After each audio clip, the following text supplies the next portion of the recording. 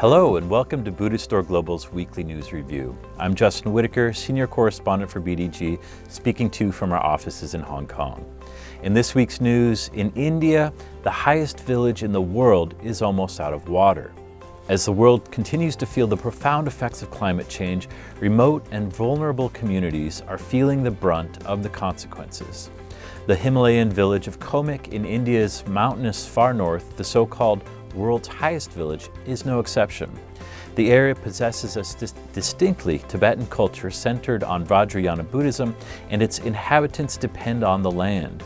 Retreating glaciers and unseasonably weak snowfalls are testing the limits of the fragile ecosystem, and already scarce water resources are approaching the crisis point.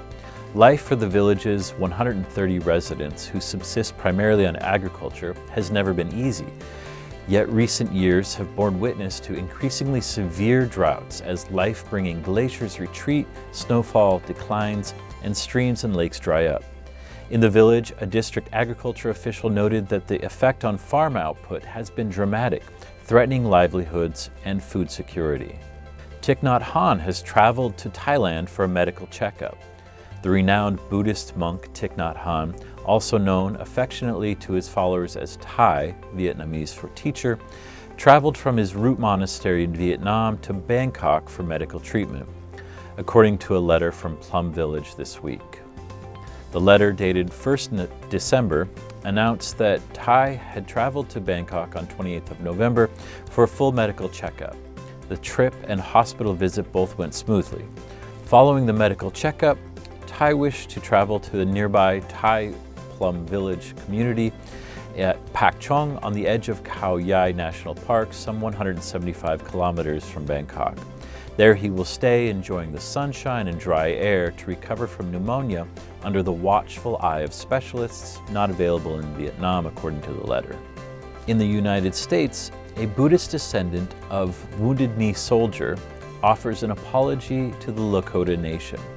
The Buddhist great-great-grandson of a U.S. military commander who participated in the infamous Wounded Knee Massacre in 1890 recently offered an apology for the atrocity to descendants of the victims.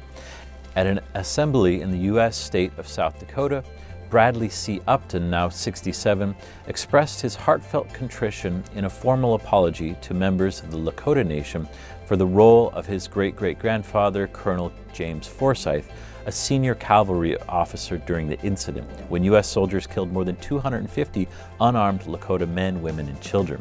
Upton said that he and his family members had been praying in both the Buddhist and Christian traditions for years, asking for healing, not only for the Lakota Nation, but for his family's karmic debt from his ancestors' leading role in the tragic events.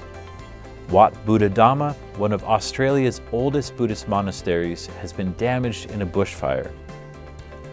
Wat Buddha Dhamma, an Australian Theravada monastery in the Thai forest tradition, has been damaged by one of the many bushfires currently spreading across the state of New South Wales. The 3 Mile fire is now burning near Wiseman's Ferry, just north of Sydney. So far, only one building at the monastery is thought to have been destroyed by the fire, although others in the compound are under threat. All monastics and residents of Wat Buddha Dhamma have been evacuated to safety. According to media reports, the fire claimed one dwelling within Wat Buddha Dhamma. The monastery's largest building, the main teaching hall or Dhamma Sala, was still intact based on the most recent information. Fire crews have been fighting the blaze around the building with a water-bombing helicopter. The monastery was founded in 1978 by the renowned Buddhist nun Ayakema and has since been home to countless monastic and lay meditators. Lastly, in Nepal, Gautam Buddha International Airport is due to open near Lumbin in mid-2020.